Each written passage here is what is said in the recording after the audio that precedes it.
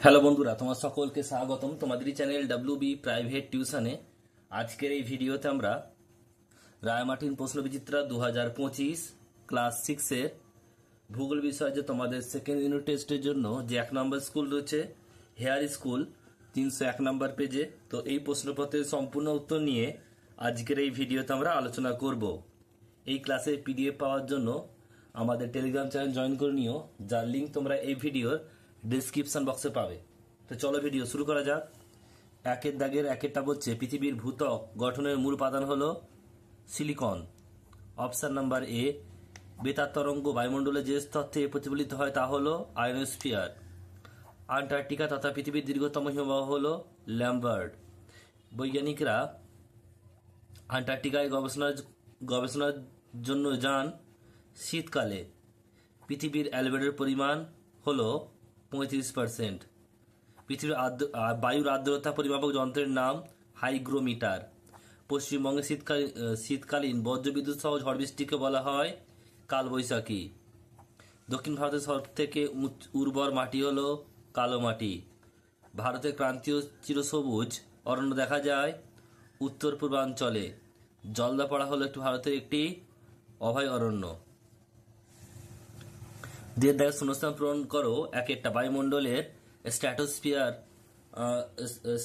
স্তর সূর্যের অতিবেগুনি রশ্মি থেকে পৃথিবীর জীবকুলকে রক্ষা করে। পৃথিবীর স্বাভাবিক উষ্ণতা ক্রমাগত অস্বাভাবিক বৃদ্ধির ঘটনাকে ড্যাশ বলে, বিশ্ব উষ্ণায়ন বলে বা গ্লোবাল ওয়ার্মিং বলে। বলছি শীতকালে আন্টার্কটিকার আকাশে রামধনুর রঙের মতো আলোর ছটাকে ড্যাশ বলে, মেরুজ্যোতি বলে। নির্দিষ্ট উষ্ণতা নির্দিষ্ট পরিমাণ বায়ুতে জলীয় বাষ্পের পরিমাণকে বায়ুর ড্যাশ বলে, আর্দ্রতা বলে। জলীয় বাষ্প ঠান্ডা হয়ে ঘনীভবন পদ্ধতিতে ছোট ছোট জলকণায় পরিণত হয়। এটা হচ্ছে দেখো উত্তর পূর্ব মৌসুমী বায়ু শীতকালে ভারতের করমণ্ডল উপকূলে বৃষ্টিপাত ঘটায়। উত্তর ভারতের উর্বর নবীন পলিমাটি খাদান নামে পরিচিত।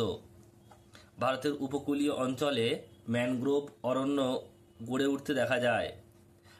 আর সর্পগন্ধা ভেষজ উদ্ভিদ উচ্চ রক্তচাপ কমাতে সাহায্য করে। এরপরে যে সত্য মিথ্যা এক একটা বলছে দেখো মহাদেশ সঞ্চালনের মূল কারণ হলো যে কেন্দ্রমণ্ডলে ম্যাগমার পরিচালন স্রোত। এটা ভুল হবে। আন্টার্কটিকা মহাদেশে একটা বিশাল উঁচু মালভূমি রূপে অবস্থান করছে, এটা ঠিক হবে। বায়ু সর্বদা নিম্নচাপ অঞ্চল থেকে উচ্চচাপ অঞ্চলের দিকে প্রবাহিত হয়, এটা ভুল। ভারতের মেঘালয় রাজ্যের শিলং পৃথিবীর সর্বাধিক বৃষ্টিপাত বহুল অঞ্চল, এটা ভুল। ভারতের পার্বত্য নাতিশীতোষ্ণ অরণ্য সুচালো পাতাযুক্ত মোচার মতো নরম কাঠের গাছপালা জন্মায়, ঠিক হবে।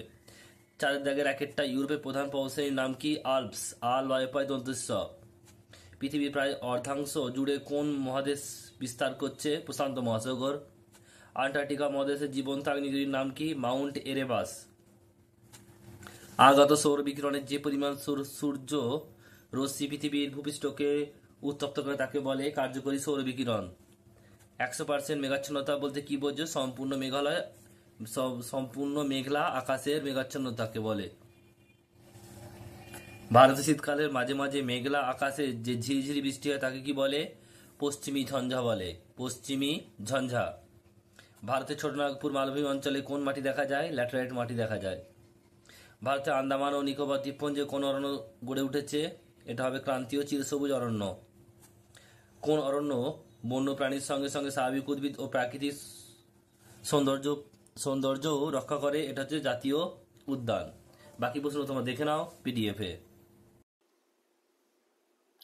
পাঁচের দাগের আগে প্রশ্ন কি বলছে?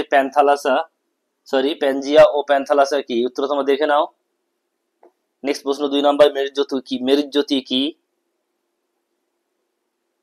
পরের প্রশ্ন 3 নম্বর, সমষ্ণ রেখা কাকে বলে? নেক্সট প্রশ্ন, লু কি?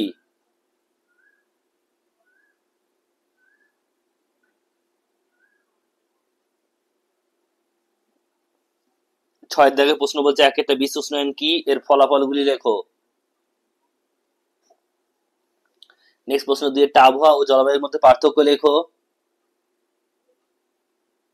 নেক্সট প্রশ্ন বলছে সংরক্ষণ বলতে কি বোঝো? নেক্সট প্রশ্ন, পরেরটা উদাহরণ সহ ভারতের নাতিশীতোষ্ণ অরণ্য ও লম্বাণু অরণ্যের উদ্ভিদদের বৈশিষ্ট্য লেখো। এরপর 7 দাগের প্রশ্ন, এক একটা বায়ুমণ্ডলে বলছে 7 দাগের এক একটা পৃথিবীর বায়ুমণ্ডলের স্তর বিন্যাস করো।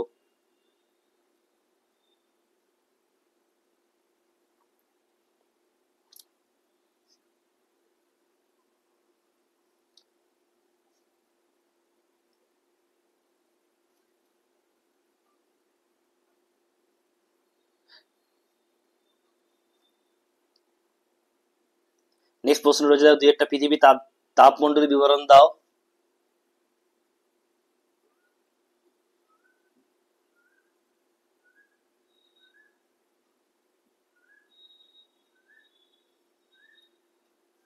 নেক্সট প্রশ্ন, তিনেরটা বলছে ভারতে জলবায়ুতে মৌসুমী বায়ুর প্রভাব আলোচনা করো।